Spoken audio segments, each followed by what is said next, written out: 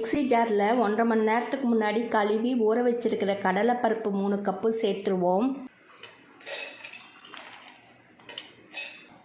6 வரமிளகா, 2 துண்டு இஞ்சி, கறிவேப்பிலை.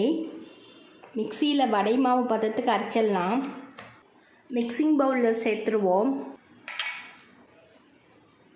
சின்ன சின்னதாக கட் பண்ண வெங்காயம் 1 கப்பு, கறிவேப்பிலை, கொத்தமல்லி, பச்சை மிளகா 4, சோம்பு 1/4 டீஸ்பூன், தேவையான அளவு உப்பு எல்லாம் ஒன்று சேர்த்து நல்லா கலந்து விட்டுடலாம். ஆயில் நல்லா சூடே இருக்குது. ஆயிலில் போட்டு பொரிச்சு எடுத்துடலாம்.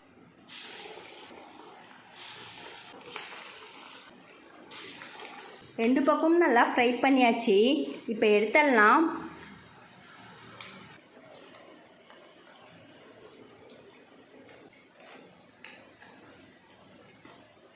வடை ரெடி ஆயிடுச்சு.